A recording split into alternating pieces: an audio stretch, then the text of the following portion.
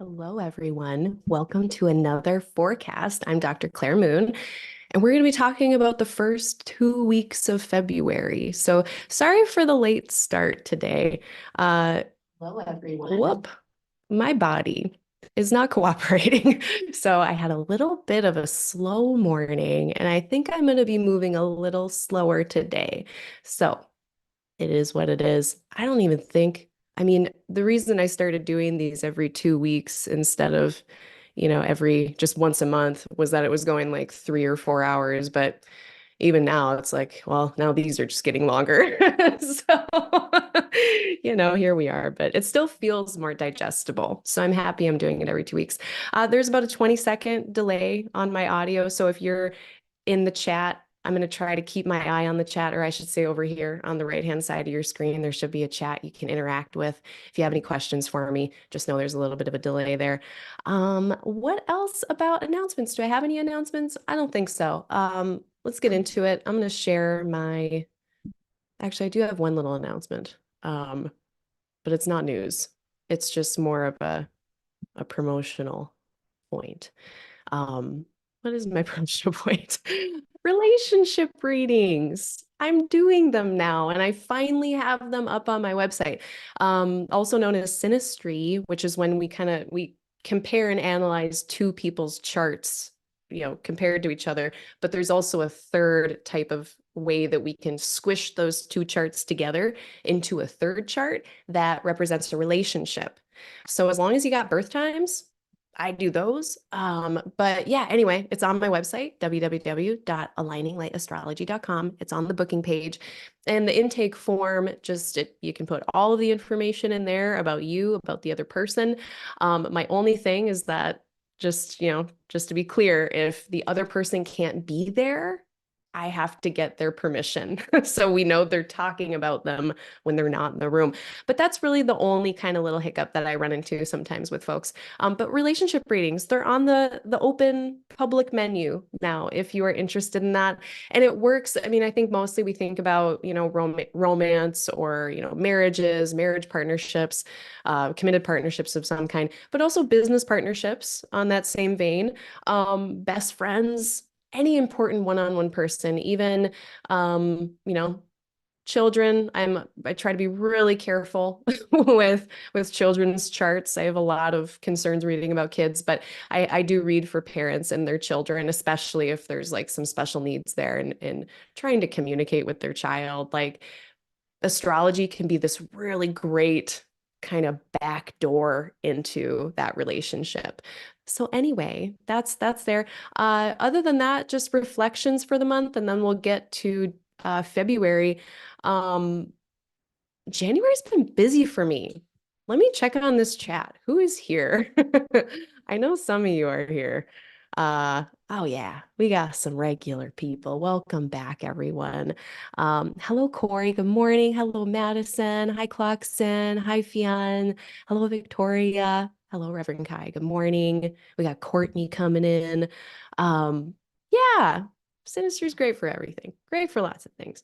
Um, January's been busy. I kind of had been looking at January, February as this chunk of time that felt to me to be just a bit more, I don't know, for lack of better words, functional.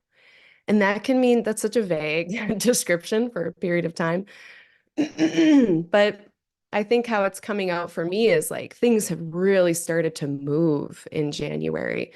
A lot of things that had kind of been because of like the Mercury retrograde we had at the end of 2023, the eclipse, even just like recovering from the eclipses in October. Yeah, it was kind of a bit of a circuitous, kind of messy period of time, but then January and February, things really seemed to kind of move ahead, straighten out a little bit, resolutions, more information coming in. We also have Mars and Mercury visible now, and I think that has a lot to do with all of this busyness too, that at least I've been experiencing. So yeah, if you've been having a busy January, let me know. Because I'm kind of curious if, looking at Mercury and Mars becoming visible now, they're well over 15 degrees away from the sun. But then all of the things that Mercury and Mars are in charge of in our birth chart, so all of the life topics in the houses that we have Aries and Scorpio and Taurus and Libra, all of those things are more, manifest, more out there in the world, moving along, being more apparent, more visible in the life. It's less behind the scenes work and more it's out there. So that's the vibe. It makes sense why we would then reflectively be more busy down here. As above, so below, as above. What else? We got Uranus rising examples I wanted to talk about. Yeah. So I've been noticing like this is kind of the way that I've learned about transits is just watching my life. And when interesting things happen, pulling up the chart. So one thing I really love to look at is anytime there's an interruption, I look to see if Uranus is rising, right? Or culminating at the top of the sky. Or, if it's involving a relationship or another person, I'll look at the descendant, right? Maybe but let's just say on the angles, okay? Uranus on the angles. If there's a disruption in your life, pull up a chart, see if Uranus is on the angles. So some examples for my own life. I mean, like, I don't know, more than half of the time, it feels like if I did a study, my own bias would be that I would get a significant p-value on this. But of course, there's no way of really truly studying this well, in my opinion. But like more times than not, when someone is late for an appointment or I'm late for an appointment, Uranus is doing something. There's an interruption there. And if there's like technical difficulties, it clears up. So I was just having an appointment for myself over Zoom. And when we started the session, Uranus was rising. And there were so many issues with the technology, and there was a bit of a language barrier that we were working on. And like, it just so happened, and it didn't like totally clear up, but after Uranus was done rising and away from the ascendant, things improved. And I was like, oh yeah, it works like most of the time. Other examples, I was at a wedding last fall, and there was a DJ, there was an actual DJ DJing, and mixing music and mashing songs together and doing like cool DJ stuff. And there was a point at which they tried something different. They went for something different and they put together two songs that weren't really jiving. And it was very disruptive to the dance floor. But they committed and they stuck with it like the whole 3 minutes. And, it was it was like the vibes were just off for like a few minutes. And now if you have this in your birth chart, I put some examples of this online, and you can't do one-to-one always with transit experiences and birth chart experiences. There's some overlap there. Of course, there's going to be, but there's a big difference between having a birth chart and being able to work with that thing your whole life and honing it into a beautiful gem or whatever, versus just like, I'm just getting surprised by it one day. So please do not do that one-to-one thing, because it can kind of be, I realize, people are going to be like, well, I don't want to be the weird song on the dance floor. It's like, well, sometimes we need that. But the other example too was I was watching this program on PBS where there was a bunch of musical performances, and there was like this beautiful indigenous flute situation happening. Beautiful flute music. And then there was a choir, a beautiful choir, but in between them, while Uranus was rising for about 5 minutes, there were bagpipes and snare drums, and it was the most abrasive. No offense to snare drums. I used to be a drummer. No offense to bagpipes. They're great, but very abrasive, extremely abrasive. And it was like so perfectly just that insertion of something different, so at the very least, we could even flip-flop it. It could have been the opposite. Maybe I could have been like at a metal concert, right? And then in the middle, maybe there was like some jazz flute things or something, like some smooth jams. It's just something disruptive or different from everything that's around it, kind of. That's what Uranus does. So I wanted to share some of those reflections because I've just been seeing a lot of that lately. What else? Okay. Capricorn stellium now, Aquarius stellium eventually. Uh, there's a lot of like Pluto Uranus stuff this month. A lot of Uranus contacts with planets end of January into February, which can just be an introduction of novelty breakthroughs. Uranus can bring those cool things too, of course. And also Pluto. All of the, well, not all of the, but a lot of the inner planets are going to be moving through Pluto. So outer planet stuff that we'll be talking about this first 2 weeks of February. And then might bring in Chiron. I kind of want to. Yeah, I guess this is a modern astrology day. I guess we're getting it's all the contemporary stuff. Um, yeah, I think that's what I had to say for reflections. Does anyone else have anything they want to reflect on? Anything else? Ta-da. Corey had a insane and life-rattling January. Okay, so we're seeing visible, apparent things coming forth.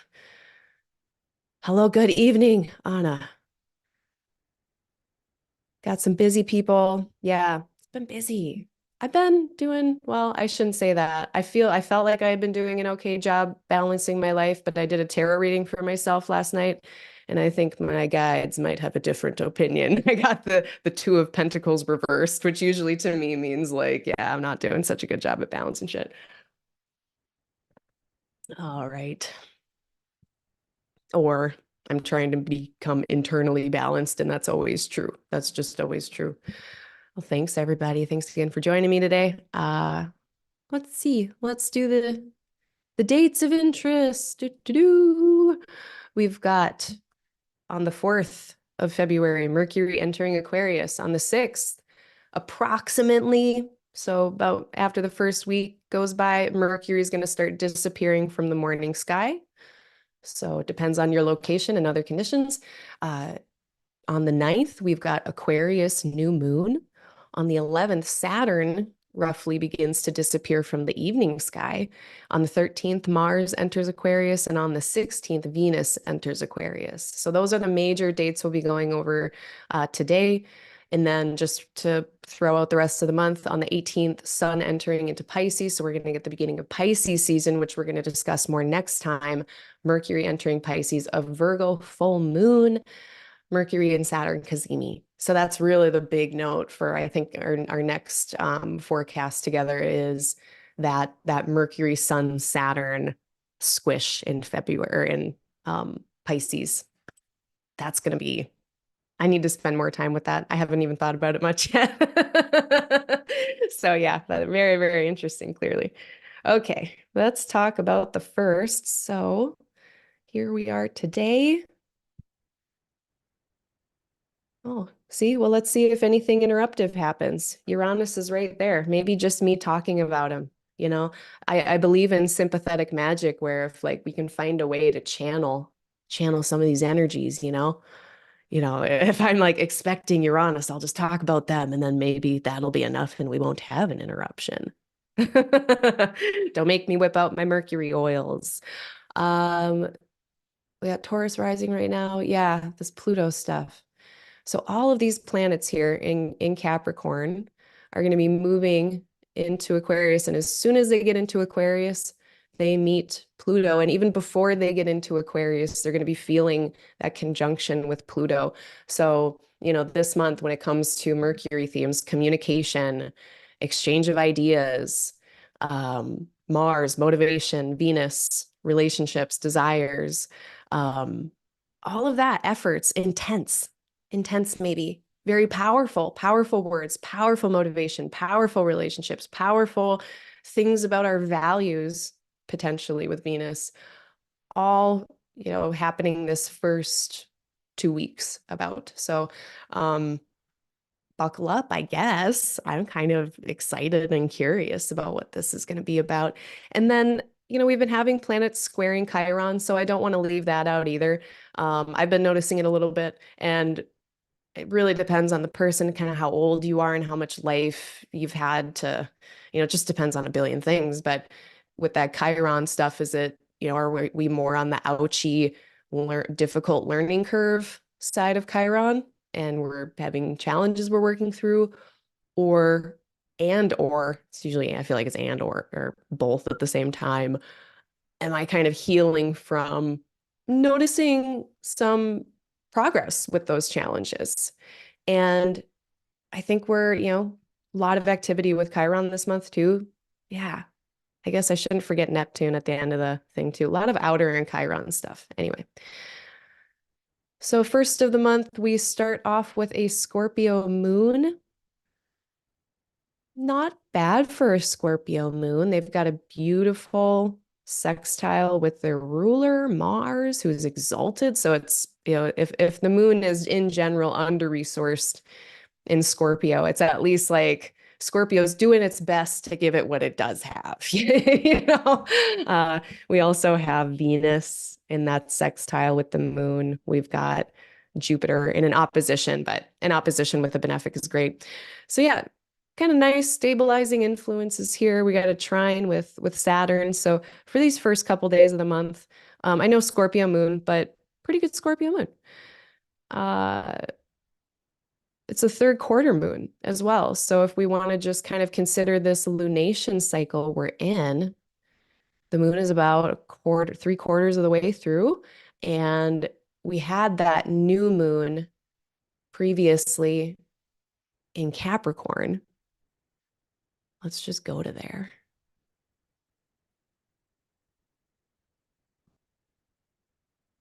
Nope. Oh yeah, and preceded by that Leo full moon. Yeah, it was January 11th. We had a Capricorn new moon.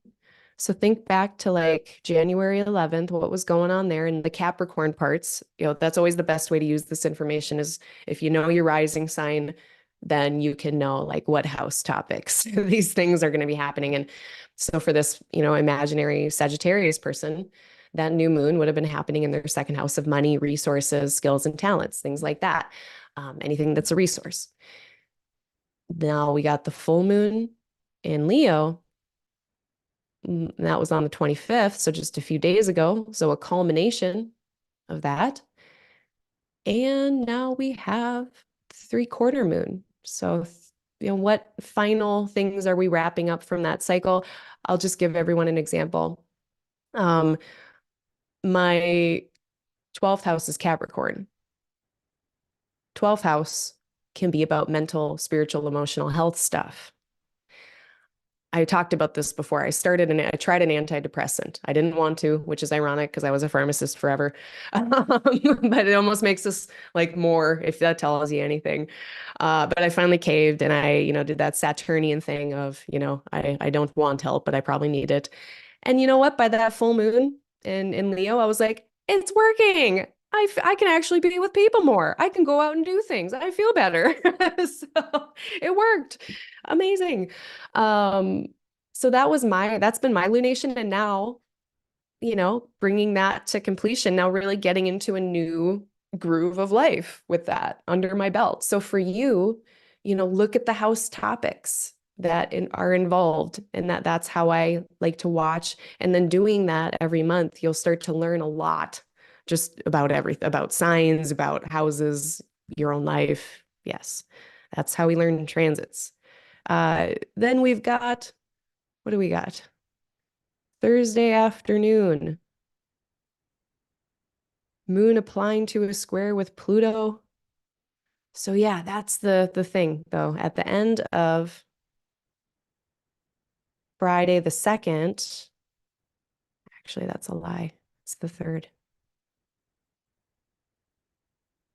Yeah, at the end of Saturday the 3rd, we've got the moon applying to this square, applying to a sextile with Pluto, applying to a square with Saturn. This is kind of heavy. It's heavy. So the 3rd, especially like in the central time, that's going to be the evening on Saturday, the 3rd of February, kind of heavy. So, plan accordingly. Be nice to yourself. Take care of yourself. There is a benefic enclosure kind of nested in here though, and that is actually the day before. So right before we get that little heavy note. We actually get kind of a decent one. And that is between 5:17 in the morning Central Time on the 2nd and 4:09 p.m. Central Time on the 2nd of February. So the weekend feels really constructive into Monday, but then like there's that little kind of heavy note in the beginning of the week. Um, at this point now on the 3rd, we're going to get Mercury really getting close to Pluto. So we're getting our first planet traversing Pluto of these three. And I take a little bit of this from Robert Hand, Planets in Transit, my favorite cookbook. It's a little outdated, but he gets to the heart of the matter, I think, or at least I can tell. Um, Talking about Mercury with Pluto, there are themes of, cognitive, the ability to do a lot of cognitive heavy lifting, a lot of thinking, planning, and Pluto being something that can be really intense or focused or single pointed or kind of obsessive at, maybe at most dysfunctional. But that sometimes that obsession is really great for investigating, getting to the bottom of something. It can also be a little too much sometimes. So if you've gone into all these rabbit holes and, you need to remember to have a snack, like don't forget to eat. Uh, Also persuasive language. Might be really good at it. Also watch out for it. If other people are very persuasive, it might work. So, we're going, at least in the United States, unfortunately, we are going into, well, we are in an election year. So keep your head on a swivel. And this is really, I mean, okay, this is the 3rd, but this is really going to be on the most intense bit through the 6th. So the 3rd through the 6th, if someone's trying to sell you something, put on your skeptical glasses. And if you're trying to sell something, you'll probably have a better time doing it if you're a smooth operator. Not that I recommend that, but like, let's say, let's say what you're trying to sell is a paper to your professor, and you have to give a very convincing argument about why this paper should get an A. So you might be really good at presenting arguments, and that can be useful in many, many, many, many contexts. So as long as we're not using our powers for evil, that's kind of the main thing. Also, I think that was it. Oh yeah, and powerful ideas and words. So, we've currently been, and we just are kind of getting out of this Mercury applying to Mars. Now Mercury is separating, but they're still like very close. And that is just such a beautiful combination for, again, like this cognitive strength and astuteness of mind, the ability to just be very exacting and precise and discerning in what we're thinking about. And it's already in this very practical and realistic place of Capricorn. So this is like very, very powerful in that kind of mental quotient. Um, but it can be sharp. Now here, Mars is 5 degrees away from Mercury. So it's less of that kind of sharpness and exactingness, but that's still there too. So like all of this together, and Venus is softening it, so that does help. Venus softening all of this. I think she, just her being in Capricorn does help. Um, but that can also add more of that persuasive element too, right? Smooth operator. Um, but yeah, like just powerful ideas, powerful words. Use your words with care. Hold your concepts with care. And, maybe I'm going to stop and do a little bit of riffing. It's something I just wrote in my newsletter that I sent out. And part of this comes from my meditation teacher, Janice. We were having a discussion. She was giving a bit of a Dhamma talk on just how to have a practice and, what happens when our practices, whether it's, it can be anything. But for us, we were talking about like meditation, and sometimes we don't always want to go do it. I don't always want to like, sit or walk or whatever I'm doing. There's resistance to doing that practice. And sometimes it's really easy and I'm excited to, and I want to, and it's like really restful and I like it. So that waxing and waning, and my teacher, Janice, she said that skyscrapers are meant to move with the wind, or they're made to move with the wind. And so when we're kind of working on these big Saturnian thingies, big projects, long projects, lifelong sports, lifelong projects, um, you know, going with that kind of swaying of the practice and the ebbing and the flowing and not being too hard on ourselves with that. I think all of this is just really, really intense. Um, Aquarius, now Pluto is in Aquarius, and it is this place where we can really get, really rigid, quite rigid. And it's about ideas and concepts. So big, powerful concepts and ideas at this time. Maybe we're having a lot of important realizations, but if we find ourselves leaning over into not like being a steamroller and like squashing over people or things with our ideas accidentally, or even squashing ourselves with our ideas accidentally, or squashing ourselves with our concepts, kind of the weight of the practice. And then we're kind of clinging to it in that weird way, or this kind of paradoxical way of like, oh, well, now that's, part of the practice is just not clinging to the practice. So, we can maybe, and that's, I feel like that's one other thing that, where was I just reading it in, I think I was just reading this about the third decan of Aquarius, about kind of tying yourself in a mental knot. I feel like, Mercury and Pluto can 100% tie themselves into some kind of mental knot. So overthinking too. That's what I have for that. February 3rd, at least through like February 6th-ish, maybe even longer as Mercury starts to separate from Pluto. Yeah, just carry things lightly. If you're noticing weightiness, a lot of seriousness, sometimes the seriousness is warranted, but even that we can hold the seriousness and I don't know, maybe detach ourselves enough so that we can hold it a little bit more lightly. It really depends. Easier said than done sometimes, but I do think sometimes it is possible to just kind of remember that I am not this heavy weighty thing. I can put it in a basket and set it over here for a second. So what else? So after about on the 3rd of February, after about 7 p.m. Central Time, the moon is going to be there. So in a sextile with these things. So we can sniff around a little bit. If we're wondering like what this Mercury-Pluto thing is about, on the 3rd, I think through this sextile, we might be able to sniff around a little bit and see, because the moon will be able to see it with some clarity. Sunday, the next day, getting the moon into Sagittarius. Of course, the first thing that any planet does when they're in a mutable sign now is they're going to have that square with Saturn, although the moon is in the overcoming earlier in zodiacal order position. So it's not as Saturn-tastic as when the moon is in Gemini right now, at least in my opinion. Mercury's entering Aquarius this day. So let's talk about Mercury in Aquarius. So I think, first thing to note, Mercury is a planet of the air triplicity. So when we look at those triplicity rulers, the planetary rulers of the various elements of the signs, we see Saturn, Mercury, and Jupiter. Is it Jupiter, I think, of air? Yes. Yes. So that means Mercury does well in air. Mercury is more congruent with air and makes sense too. Mercury itself does rule an air sign.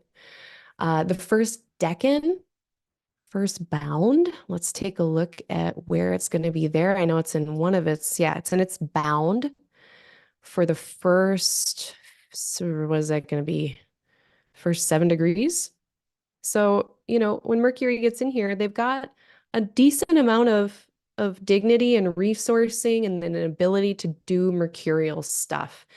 They're also beginning, again, that journey of disappearing behind the beams of the sun. They do not have chariot. They don't necessarily have protection, although I think more in the medieval tradition, when a planet was in its bound, they did count that as being in chariot. Maybe it's earlier than that. I'll have to look and see if like Dorotheus agreed with that. But there were some other notions that it wasn't just a planet in its own sign, but a planet in its own bound could have protection from the beams of the sun, at least in some regard.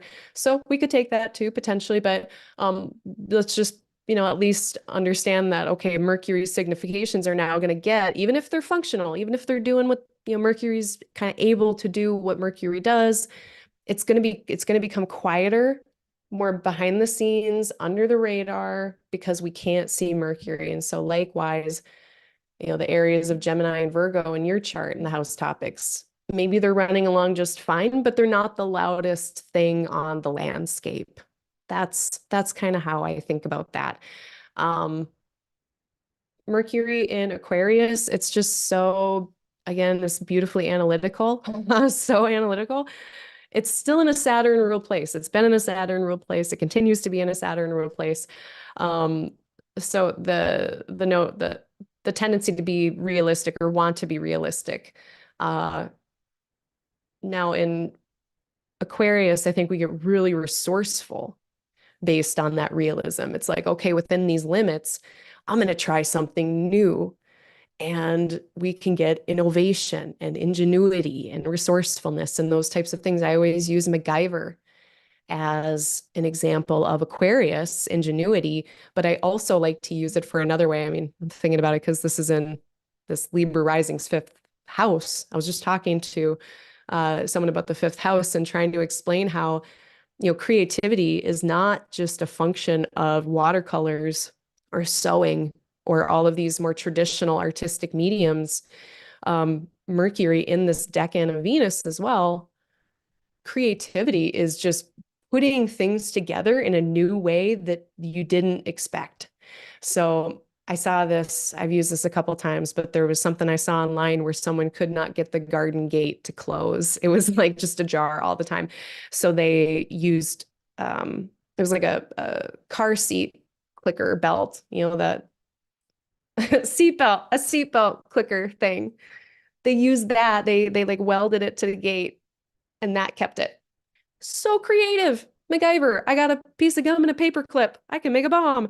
Like MacGyver, very creative. So that is really, I think, kind of the resourcefulness that we can see with, especially in this first 10 degrees with Mercury and in a Venus decan.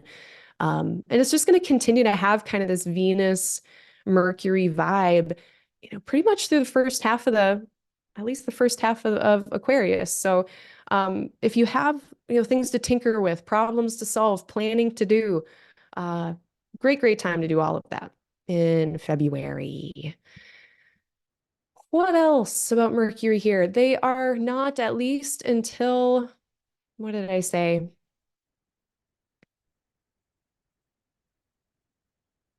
It's not with the malefics, but only until the 13th. So from the 5th, I guess the 4th of February to the 13th of February, we have Mercury heated by Saturn, not overly stimulated by Mars. So, it's more chill. It's more of a chill. I mean, as chill as we can be next to Pluto, but not having the other two kind of destabilizing planets there can be nice little break. Anything else interesting?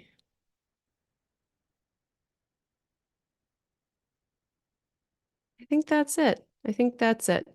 On the 5th, let's go back a little bit. So on the 5th, Mercury finally gets to the next degree away from Pluto.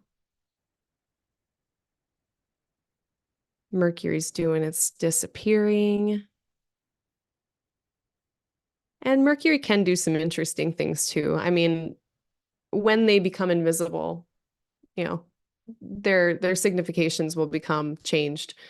But that being said, and usually to the quieter realms, but when a planet is doing its phasis, when it is, or phasis, vase vos, I don't know how to say it, but when they're either disappearing or appearing, that moment, 15 degrees away from the sun, which they are here on the 5th, that is a point to pay attention to.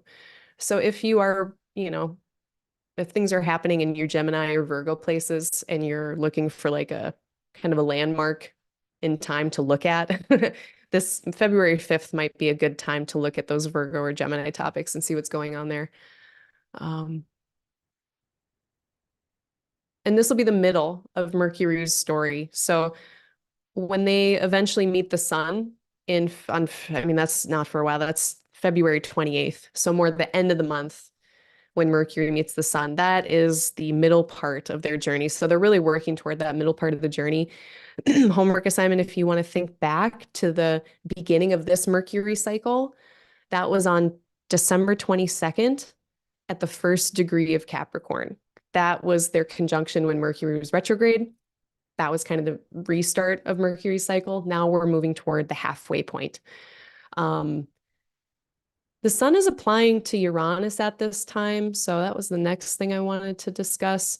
Anytime the sun is square Uranus, we tend to be a bit more emboldened, more ready to kind of, a chicken or egg. Is there tension because we're trying something new? Or, are we kind of boldly, without any fear, trying something new and it creates tension? I don't know which one comes first. But there could, because it's a square, there's tension. This could also just be putting in effort into adapting to certain types of changes or interruptions or disruptions. Again, I always say this, disruptions can be solutions. Solutions are sometimes disruptive. It's like, okay, this is what needs to happen, and this is what would kind of, move us in the right direction or move the ball down the field or whatever. But it's going to rock a boat, or we're going to have to do a big change or shift or something. But I do like taking advantage of that more bold energy. So this is going to be moving across Taurus and Aquarius. So look to the house topics that are there. And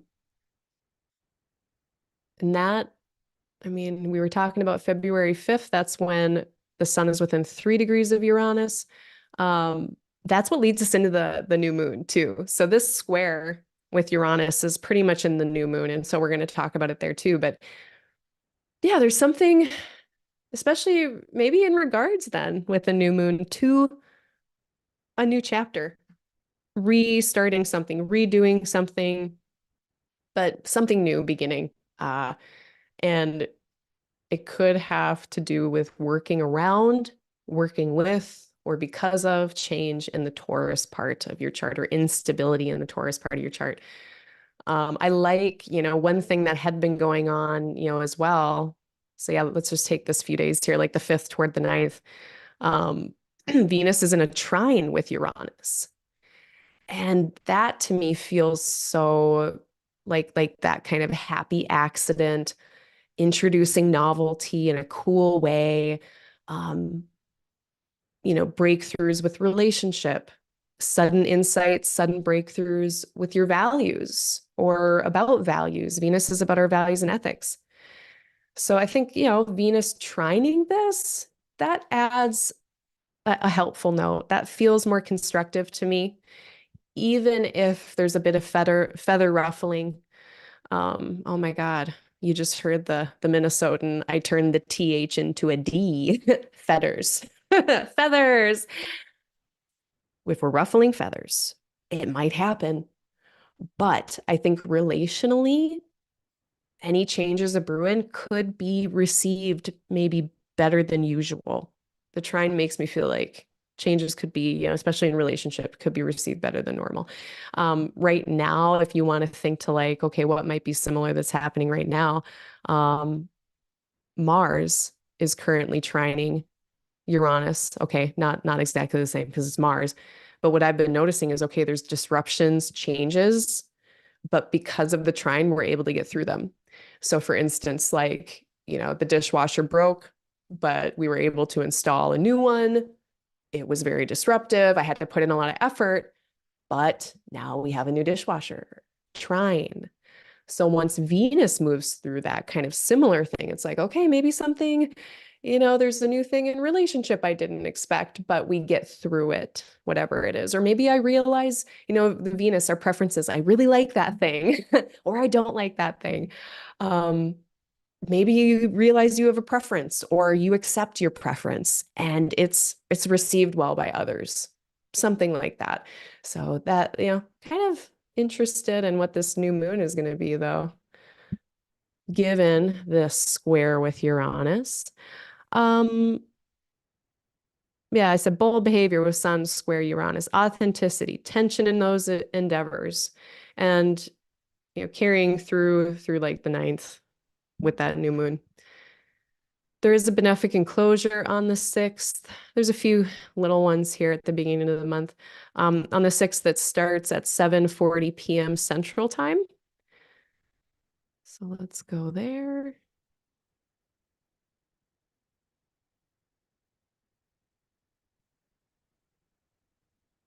Close enough. So we've got Moon leaving its trine with Jupiter and applying to Venus.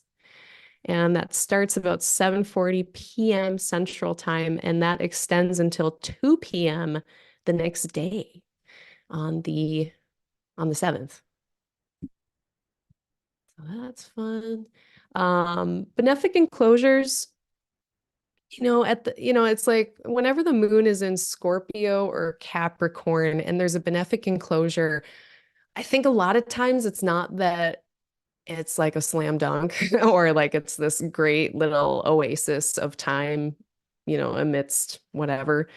I think sometimes it is more of a, and this is maybe lowering our expectations a little bit, but it can just be it's more stable for that small window of time. Maybe it's not an oasis, but it's a little bit of a respite. Or if there are difficult things or just a difficult day, there's a little moment where things just don't turn out as bad as they might have otherwise.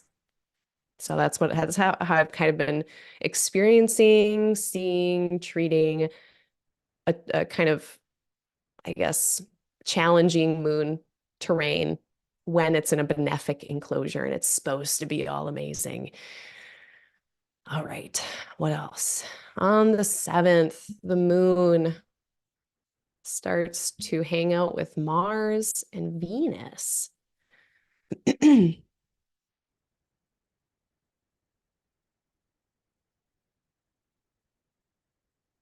And this feels like a lot of stuff in a place that is usually a bit more, I mean, it's so much passion in Capricorn, which is usually a bit more reserved or conservative about its expression. But, you know, we can think more of the Pan archetype of Capricorn, the party goat, right? This could be some, work hard, play hard energy. This could be very sexy. It could be very spicy, and it feels very productive overall. Just this whole thing here with Pluto too, it just feels so generative and just creative in that vague generative sense. I know it's a new moon, so like, maybe we're not creating something new as much as we're just putting in this last push of effort to finish something after this first week of February. But yeah, it's really powerful energy. It's going to need an outlet of some kind, whether that's movement, creativity, sex, something fun, maybe something competitive or intense might be a good time to play, or depending on who it is, a not so good time to play Monopoly. Resource management game to release the tension of whatever this is. Yeah, like Stratego or Monopoly or Catan. I've been playing Settlers of Catan recently, so those would be great things to do for this, especially I guess if you're a Virgo rising, that would be in your 5th. Venus trining Uranus still, Moon trining Uranus. Yeah, I like that idea of like a last push of effort on something. Um, Around 9 p.m. Central Time on the 7th, Mars enters their own bound at the end of Capricorn. So we can see Mars here, and now they have been in Saturn's bound for the last several days. Now they're entering into their own bound. So this really is, I mean, if it already wasn't that intense power to kind of move mountains. That's the energy of Mars and Pluto together. Deep motivation, deep drive to do something. That can be really frustrating and hard if you're not in a position of agency or autonomy to do something. So can kind of two sides of coin, potentially very productive, potentially very frustrating, depending on what's going on. Mars being in their own bound is just going to make that even stronger, louder. And that's the 7th. That'll be the case that Mars in their own bound until the 13th when they enter Aquarius. And it's kind of interesting on the 13th. It's like right at midnight Central Time. It's like, I don't know, it's probably me being Cinderella trying to get my project done before I have to go to bed. I can imagine that very easily. Fun, sexy, creative, potentially spicy. At this time too, okay.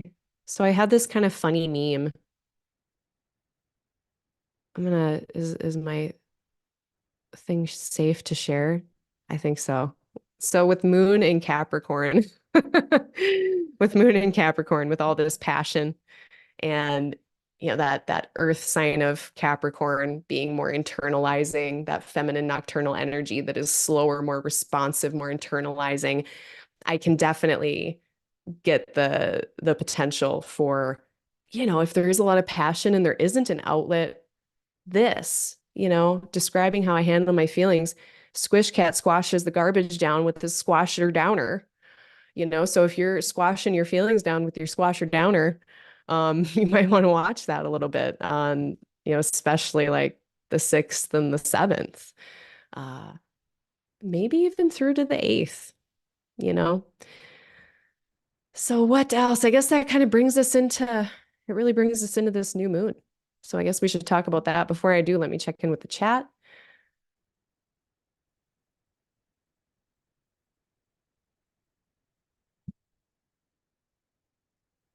Oh, I'm so sorry, Corey, about this lunation cycle for you.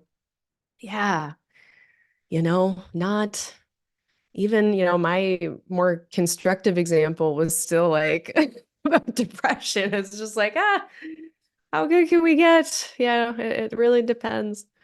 Hello, Logical Mermaid. Hello, Timothy. Welcome back. All right. Squash or downer. What else? Um, yeah, I'm just gonna go there. So 20 degrees, 40 arc minutes on February 9th, this new moon. It's in the 3rd decan. So as always, am consulting T. Susan Chang and 36 Secrets, this book right here. Really, really great. So I just made some cliff notes, and then too, I'm gonna pull just a couple words from Austin Coppock and what he said about this 3rd decan of Aquarius. So astrologically speaking, what do we got here? We do not have either malefic beholding and witnessing this lunation, but the person in charge of this lunation is Saturn, and they can't really resource the sun and the moon very well. In English, I guess how I would say this is like, this really does feel like a time to just stop, regroup. Every new moon is an opportunity to regroup, but we're not always slowing down and stopping. This does feel like a good time to do that. If we, especially if you already kind of know that. It's easier said than done, especially if you're like a parent, if you got like 2+ jobs, if your one job is just you're being exploited massively. Like there's like a billion reasons why like stopping and slowing down is such a privilege. But if you do have that, this new moon, because there's a lot about overthinking. There's a lot of, it's a 7 of Swords in tarot. So we're getting to be like, there's a lot of swords there. There's a lot of thoughts already.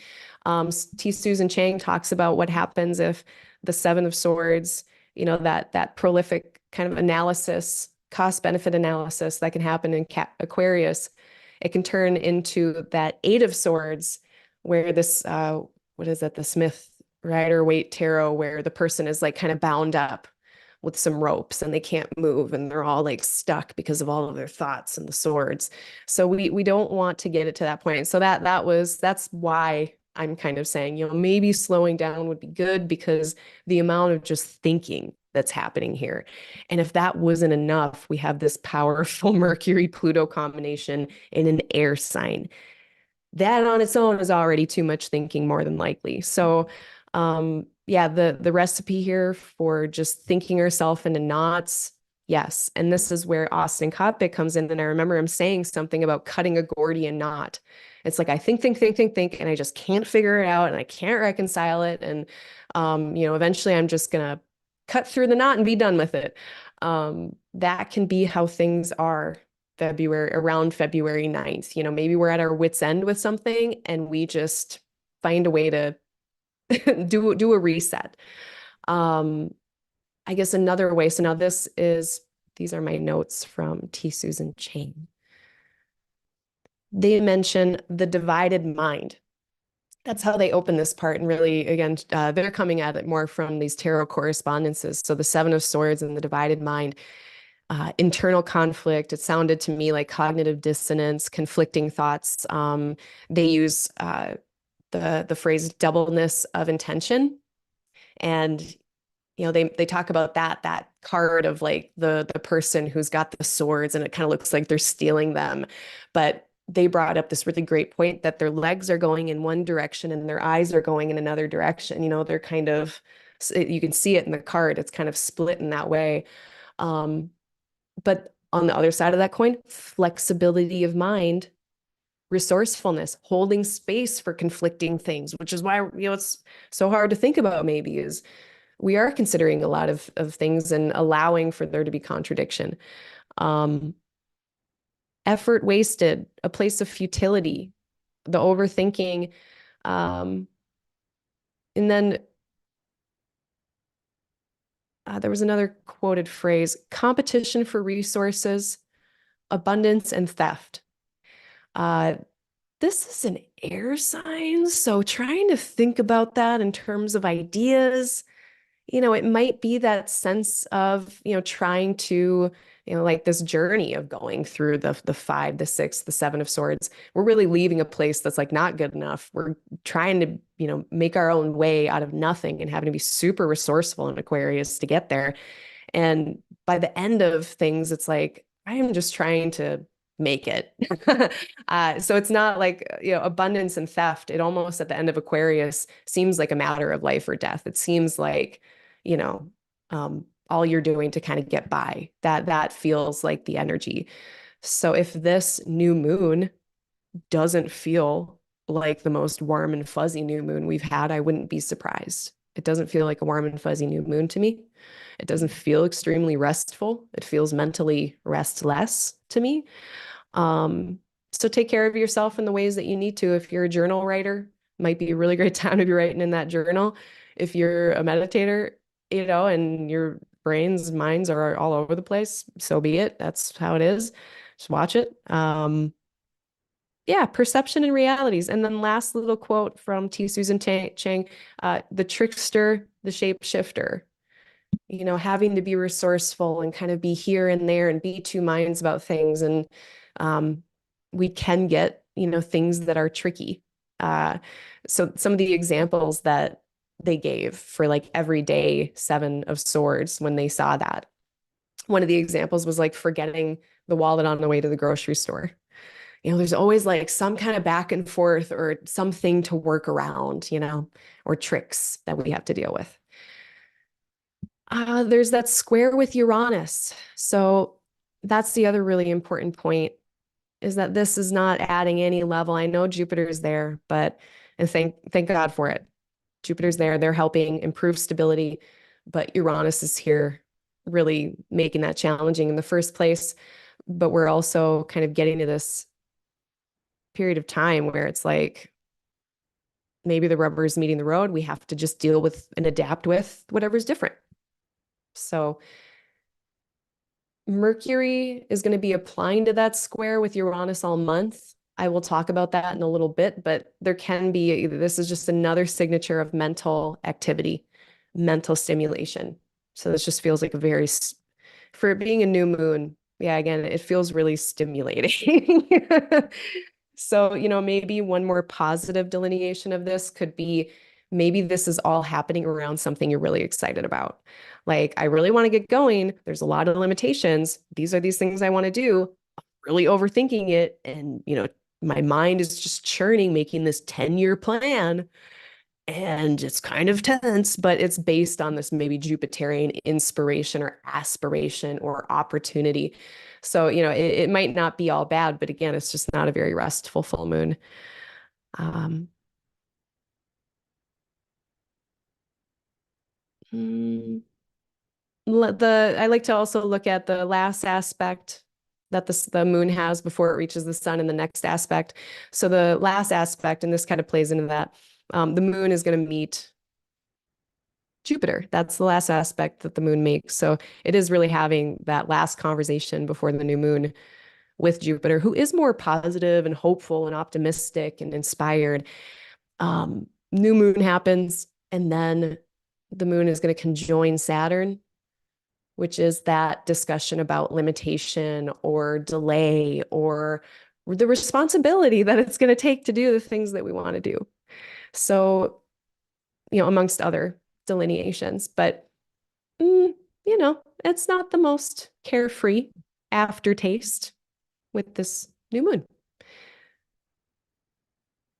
Uh, there's one last thing I need to talk about with this new moon, and that is the Mercury-Jupiter square, because that's really close at this time. And I always like to think about exchange, communication about ideas, meaning, and really trying to negotiate some terrain there that might be not super straightforward. Like, how do we negotiate growth? How do we negotiate the tension of learning new things, the tension of trying to explain an idea to somebody? There's some changes that might need to be made here in how we approach information, might need to make some changes or adjustments based on how we are learning and growing. So yeah, this could be a very, again, constructive note, but there's some tension or effort needed. And then after that, we do get a little benefic enclosure on the 10th. That's going to stretch into the 11th. So we're going to clear Saturn first. So we're going to get that aftertaste from the new moon that's going to be hitting Saturn. And then we're going to be applying to a sextile with Jupiter, sextile with Venus. So that goes from about 9 p.m. Central Time on the 10th to about the same time the next night, 10:30 p.m. on the 11th Central Time. Nestled between those sextiles. And then we're going to get Mars with Pluto and Saturn disappearing. Oh, I did kind of like this too. So the moon is going to be with Neptune on Sunday. Sunday afternoon, evening into early Monday, the closer globally east you get. But really imaginative, dreamy, but also then putting in that passion of Mars and Venus. So if you've got like on February 10th and 11th, if you've got, okay, we just had that new moon, it's kind of restless and over analytical potentially, but maybe about something exciting. Saturn's like, yes, this is what you must work around. These are your limitations, your barriers, et cetera, et cetera. Here's the structure that you are responsible for building. And now at this point on Sunday, maybe we can start to be like, all right, well, then how do we proceed? I am still very passionate about this thing and I can imagine it. I can dream it to be this way. So, February 11th, I think using that Moon Neptune contact to get back in touch with our original vision or get back in touch with the visions that we have after maybe a few moments of doubt or a few moments of over braininess or over analysis. kind of letting ourselves be excited for a night about how things could be. Because we need both. We need those kind of realistic kind of come to Jesus moments or whatever, but we need to dream still. And at this point, so it's the sun now. With the slower planets, when the slower planets disappear, the sun is moving toward and away from them. So as of 11th, now, depending on where you are, Saturn is going to start disappearing from the evening sky and we will no longer be able to see them. So Saturn's significations of limitations, boundaries, maybe they'll start to wane a little bit, or we just won't be aware of them yet. But, maybe they'll seem less apparent when Saturn gets quieter. Maybe our own healthy boundaries might be challenged, and we have to make sure that we keep them and communicate them if they're not super apparent. Saturn disappearing, maybe authority structure is also less apparent. So it's like, oh, I'm trying to build this thing and I'm not really sure what it's looking like. That would make sense for Saturn under the beams.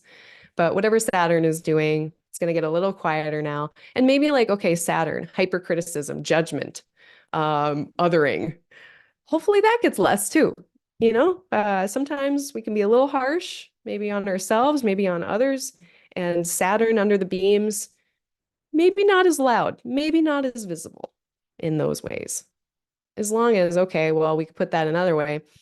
And this, I believe, comes from like medical astrology when they're looking at a planet being under the beams or combust, looking at a planet signifying an internal or hidden disease versus something that's more externally obvious or apparent. That's where I think we get kind of this internalization of the under the beams or combust planet. But we could say, okay, if the judgment, Saturn, is hidden, maybe that's because it's being internalized and I'm judging myself. So make sure that you're not being too harsh on yourself. And that'll be the case then until, for how long? Why didn't I write this? I should have wrote this.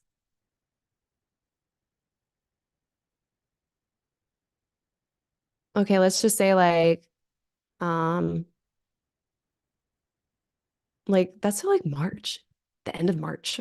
So for the next 2 months, effectively. If you feel like your judgment is going inward all the time, yeah, might want to watch that and work with that. Uh, I say this so much now, but I love it so much. Cory Muscara, meditation guy, said, hold yourself with the highest of standards, Saturn, but also hold yourself with the greatest compassion, Pisces. I can say, be nice to yourself all day long. Be kind to yourself all day long. How though? Because not most of us, but a lot of people, their inner dialogue or inner monologue, you don't just shut that thing up after 30 some years of whatever kind of talk you're doing to yourself. So I like to think about, okay, hold yourself with the highest compassion or with the most compassion. How I do that is curiosity in that compassion, curious question asking. Well, why is it like that? If there's this, okay, let's say I'm not meeting a goal. It's not excuse making, but it is understanding the root conditions and causes. Why did I end up like this? Or why did this end up happening? And we could say, okay, maybe I'm unhappy with this or disappointed or ashamed or whatever the feeling is, but I can understand that it came from this place. And in that understanding, we can make a little space to hold ourselves with more care, I think, just in that understanding of why. And then continue to, do your best, hold yourself with those highest standards of, maybe just doing your best and understanding.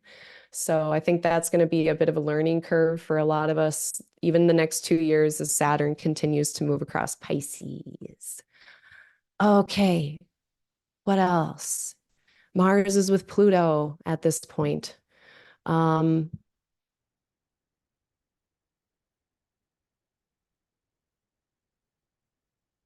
Mars, Pluto, 11th, 12th, that's super close. So Mars, Pluto, action, effort, intense action. If things are getting really busy, like February 10th, 11th, 12th, 13th, 14th. Yes. If you are putting in a lot of work, yes. So if you have a lot of gas in the tank, if you're feeling like, yeah, let's do it. I can do it. Yes, but make sure you're not overdoing it and that you're resting if you need to rest. And eating and having snacks and stuff. Uh, Pick your battles wisely. This is like the classic power dynamic battle of wills, kind of situation. So this can be so powerful for self-advocacy and assertion, though. So this can be really powerful on like the 12th, 13th, advocating for the self, stepping into one's power in a really action-oriented way. At the same time, pick your battles. Continues through the 13th when we get Mars entering into Aquarius. And now this should be very, very obvious, apparent. Venus is close by. We can't forget that.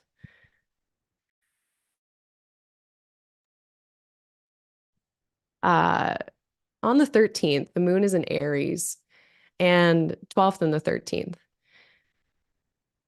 And this feels just, we're getting sextiles from all this powerful stuff. And so that just feels like the 12th and the 13th, just very energetic, stimulated types of days. Again, just kind of not overdoing it. If at all possible, the moon is going to be with Rahu on the 13th, who tends to add some frenziedness, some senses of urgency to things that may or may not be there. Let's see what else. Yeah, just a lot of generative force. And the moon is waxing. So like wax and moon, powerful skies, very generative forces happening here, which could be really, really helpful. Now, this is like all kind of pressurized. It's just feeling very pressurized, even as the end of Aries is arriving for the moon. Then we're approaching a square with these intense energies. So, 12th, 13th feel very kind of productive, constructive, whether that's internally or externally in your life. But yeah, more when we get to like February 14th. This is the morning of February 14th in Central Time. The further east globally in the time zones you go, this is going to be more in the evening on Wednesday. So early Wednesday for the global West time zones, more Wednesday evening, but very pressurized and intense and crunchy. And we do have a moon with Jupiter in Taurus, so that of course is going to dial things down a little bit. But then part of me thinks, okay, well, Taurus, besides Scorpio, only second to Scorpio maybe in the ability to squash down with the squasher downer. So let us remember, if you're squashing down feelings, Taurus is really good at that. And it can result in these later like volcanic, explosive kind of expressions of things. So just, like, Valentine's Day, this wretched holiday that we have, in my opinion, opinion hat on. Valentine's is silly. It's a weird holiday to me. Absolutely bizarre that we continue, and I'm gonna get myself in trouble. I was just I was just listening to Adam Allenboss from Nightlight Astrology talk about this Venus Jupiter trine that we're having right now, and how it's like the word police or the idea police, like the kind of purity police. Or no, that wasn't about that. It was about Mercury Mars. That's where he's talking about the word police. The purity thing was about Venus Jupiter. Both really, really great. But okay, so don't get me on word policing on this, please. Give me a little bit of space to breathe and speak freely here. But like Catholic kind of martyr holiday. And then all I'm thinking about is like the Spanish Inquisition or something and like Catholic martyrdom, which is like sick to think about. And like none of this makes me feel like going out on a date. None of this makes me feel like eating chocolate. Like it's a consumerist, like capitalistic. Blah. I don't care about it. I never have. I have Venus in Aquarius. Can you tell? And the weather kind of sucks. And, this is where I agree. Austin Coppock says every year pretty much that like we should just have Valentine's Day when Venus goes into Taurus in like late March. It would make way more sense. I don't know. Can everyone just, I said this last year too. I don't remember what the weather was last year, but there was some weird stuff happening. It's really pressurized in the morning. And then after that, the moon applies to a sextile with Saturn. So it's like whatever's being received is being received coolly or just chill. It's like no one's like getting super excited when the moon is with Saturn. It's more reserved. It's more chill. So people might just be feeling like not doing all the crazy things. I'm not sure. Uh, there is actually a malefic enclosure on this day as well. Um, let's see here. It's about 11 a.m. Central Time to 11 p.m. Central Time on Valentine's Day. And it's kind of soft. The moon separates from a Mars square and it's applying to a Saturn sextile. A sextile is not going to be a deal breaker for me. So if you want to go on a date, that's fine. But the morning, this is not the breakfast in bed morning. I would not go that route. If you're in like the central time zone or near and if you're basically in the Americas, in the North or South America, do an evening date. Do an evening date. Don't do a morning. Don't do breakfast in bed in the morning. It feels like the dog jumps on the bed or something and everything gets spilled. Like that's what that feels like to me. Okay. Um,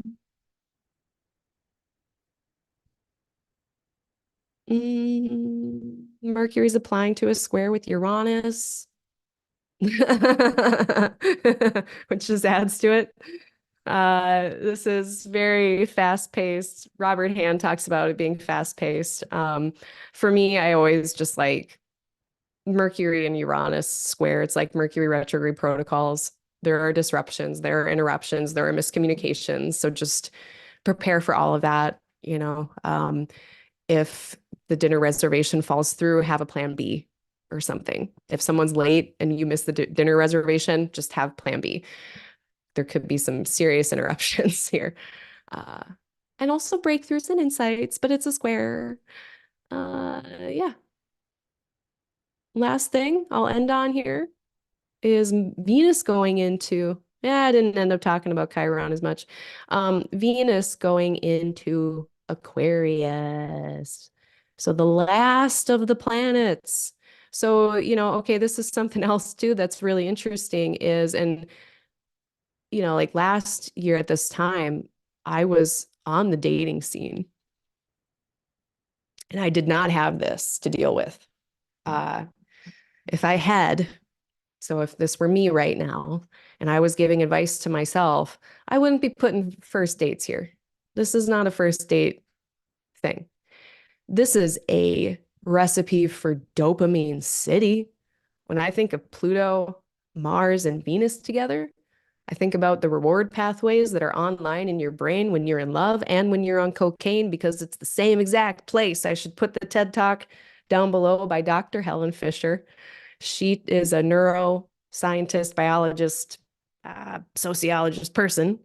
And she put a bunch of people in love in an fMRI machine to see what places of their brains are getting a lot of blood flow when they're having these experiences and thinking about their lover and or thinking about heartbreak and loss. And the same parts of the brain that are lit up when people are, engaging in like reward pathway behavior, like ingesting drugs or something like that, very similar to being in love. Heartbreak, very similar to withdrawal, right? So just make sure you're aware of your perceptions and how they can be just absolutely twisted by so many things, like perceptions, especially about people when there's dopamine involved. We need like time. So let's say you are going on dates and it's Valentine's Day and you're like, whoa, yeah, watch out for the classic love bombing. Watch out for a lot of dopamine making you maybe more risk taking. um, eh, that's my concern. Venus and Pluto. I don't love it for commencing a new relationship and planting seeds for a relationship because it can be power dynamics and control and struggles of that nature. I don't love it. Issues of clinging and vice and clinging and desire, and that's already hard enough on its own without this. Careful out there during this time. I don't usually doomsay, but I got no problem doomsaying about Pluto and Venus. 100% always going to doomsay about Pluto and Venus. I don't even have that in my, I mean, I have a loose square and mine's not even a conjunction. Okay. That's what I have. Oh, let's just say a few more words.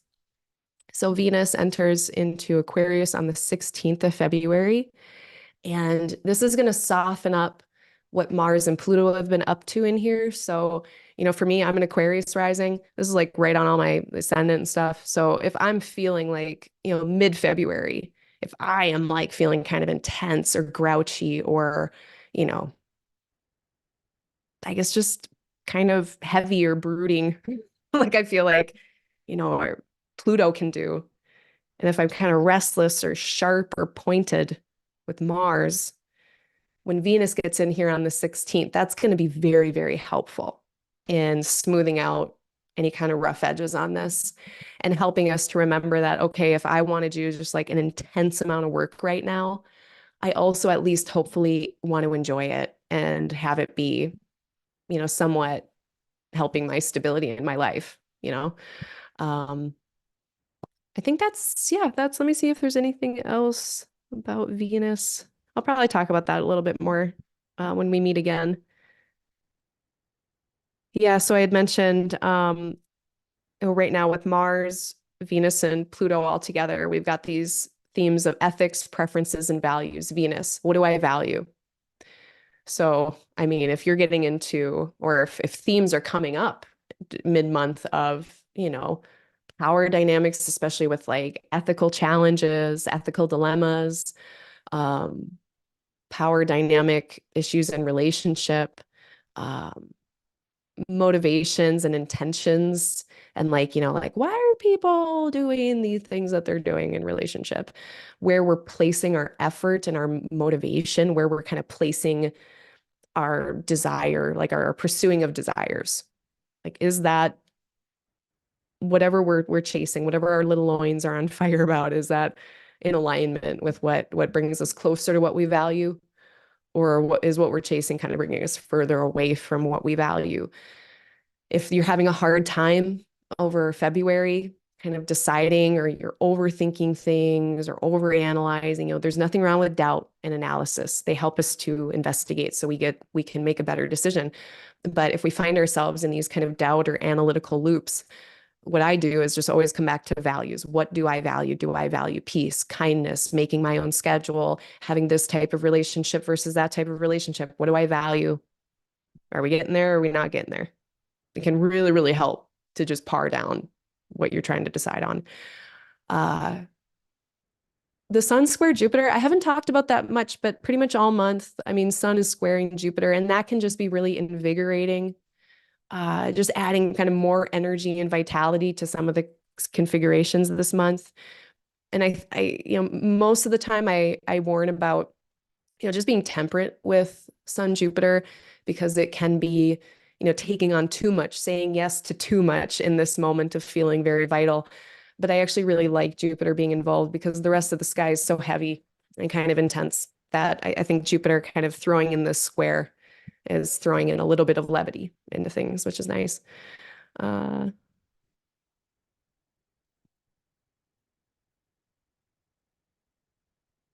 yeah, yeah, that's it. Well, then I'm going to leave it there. Any final things that people wanted to look at that I did not look at today? I know sometimes there's configurations.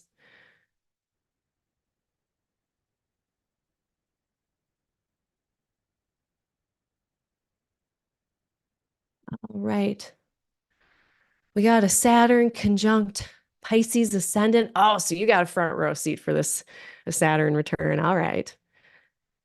Or no, you're not having your Saturn return, just transit. Oh, yeah. So front seat to that. I had Saturn, of course, in Aquarius before, And I got all my, anyone with Saturn transiting through your first house, it doesn't matter what age you are going to, whatever your relative state is, you're going to tend to feel older, slower, maybe more experienced. In general, I got like my first gray hairs. I got my first like big wrinkle, all in that Saturn ascendant time period. Good luck. Hello, Danny. Hello, Jade.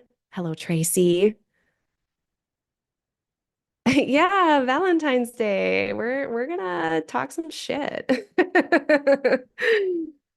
Oh, nodal aspects. Okay, yeah, thank you. Let's see what's going on there. Because, I mean, Chiron is just there, and they will just continue to be there. And what I think of with the North Node, or I like to essentially take from, so thank you to the Jyotish and Vedic traditions, the story of the dragon who wants the immortal juice. And I know I give the drunk history version, but the dragon wants the juice of immortality. The gods say, no, you cannot have it. And he gets a little bit on his little dragon lips, and then they cut his head off. And so he ends up being this immortal head of a dragon that's just insatiable and nom, nom, nom, nom, nom, nom, and kind of frenzied and a hungry ghost, all of that. It's an increasing energy. It's a materially focused energy. Materially focused meaning not just money, but achievement in this world, which, part of that drive can be really helpful and cool. But mostly this is like increase and confusion to me. And the confusion of increasing too rapidly or doing too much too quickly. So what does it mean then when we've got kind of this increasing, confusing maybe energy around Chiron? And it could be kind of rapid fire, just intense healing time that is just really kind of shaking you or someone. If like, let's say you've got this on your ascendant or your sun or your moon or something, but, maybe in this person's 11th house, maybe they're having a lot of, challenge and or healing from those challenges when it comes to 11th house friends or aspirations. I'm having this in my third house. Lots of stuff with my voice and my communication and how I express myself regularly to regular people. Like that has been a big thing. If we're thinking about this more on the side of healing, okay, I've had this recurrent thorn in the paw that just comes up every so often. And maybe like, okay, I've been noticing like the Mars square that we just had. I'll just share kind of what I experienced with that. In my 12th and my third, I had like a bit of a triggering moment, but also a realization of how much I had healed from that thing that was a triggering thing. So I was triggered a little bit and like a little, out of shooken up.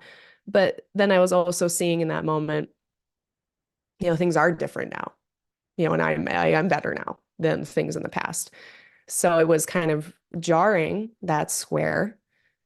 And the situation I was in, I probably will handle it differently next time. But overall, I would put it in the healing bucket of stuff, kind of uncomfortable healing. And it validated, what I have been saying a lot about that kind of scab that's itchy when it's healing. That's like the healing of Chiron, I feel like. So now Venus coming with that, that probably is one of the more vivid things I noticed this month happening with the nodes is just like these squares that are happening right there. And Venus is on the bendings, and like this has all been happening on the bendings. So, let's just back it up and, maybe like on the 31st of January. So that's coming up in a few days here. See what's going on with the nodal axes, with Chiron, with Venus coming up here. Might give you a little better of an idea, but last thing I'll say too is just with the bendings, I'm not like personally sure if other planets have this kind of bendings experience, because that bending, that's like a moon cycle thing. Like, so when the moon is on bendings, I'm like, yeah, the moon's feeling the bendings there. That's their kind of bending. I still haven't figured out if it matters for other planets, but that's something for all of us to kind of play with. Well, just talking about the nodes themselves. So North Node increasing Aries, South Node Libra, lessening of Libra qualities, increasing of Aries qualities. So wherever, again, look at the house topics in the South Node place.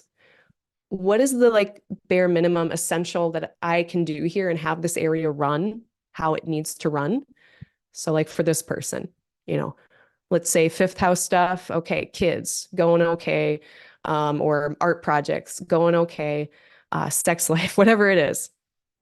Just, keep it on the straight and narrow, but you're going to need enough bandwidth, enough energy to focus on what is in the Aries place, because the energy is kind of pulling us up into there. The energy or whatever is pulling us up into there. So we can just in general be seeing more assertiveness, more kind of self-expression in that raw, brave Aries way that they do that. Less of the Libra self-censorship, less of the Libra. I mean, it could be a problem because Libra can be so great in making sure that we're not harming others, with our self-expression. How is it received? There's less care about how things are being received and more care about them just getting out into the world or whatever. I see that a lot. Other than that, though, I mean, let's see. Besides these squares, is there anything else? God, is Chiron gonna, no, they're not gonna get 3 degrees away, but Chiron will at least get a little bit away. Now I'm kind of curious. Now I'm just playing.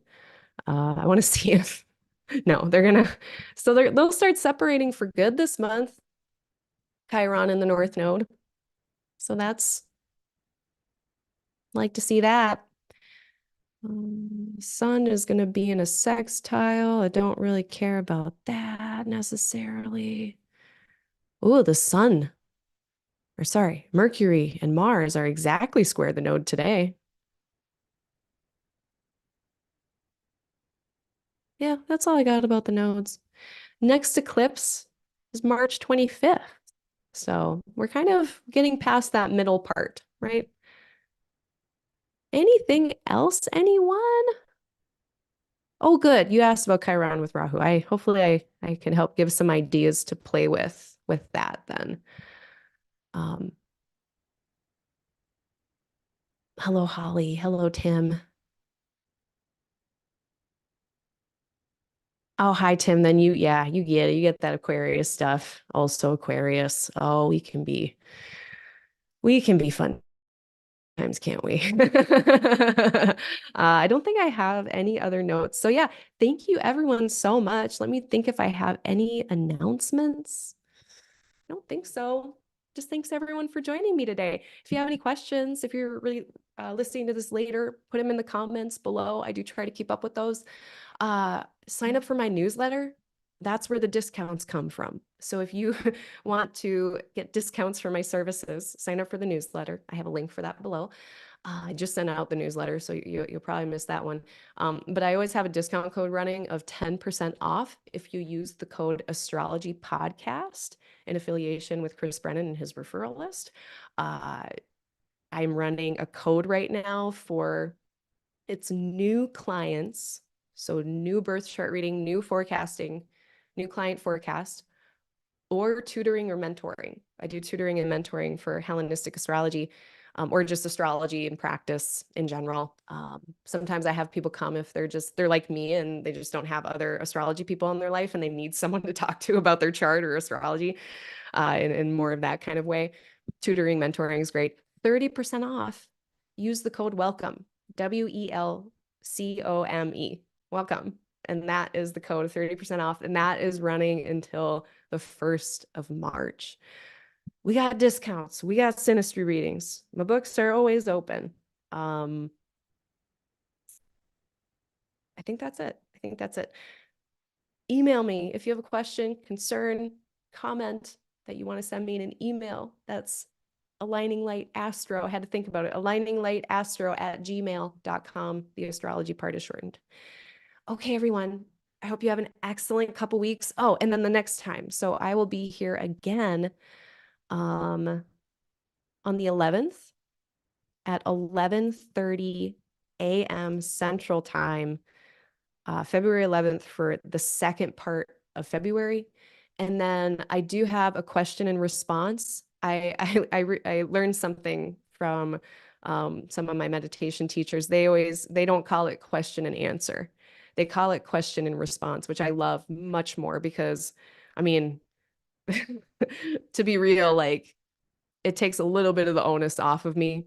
Uh, but at the same time, I'm a big fan of conveying that I don't have a lot of answers. I have a lot of responses. I don't have a lot of answers. Uh, and I like that a lot better. So I have a question and response session once a month. It's usually the second Thursday of every month, but I am going on a hot date on Thursday, the 8th. So it is actually this month going to be on Wednesday, the 7th at 7 p.m. Central Time. That's another YouTube live thing. So if you want to just come and like chat about astrology with other astrology nerds, I'll do a call for questions beforehand, but sometimes we just kind of shoot the breeze about astrology.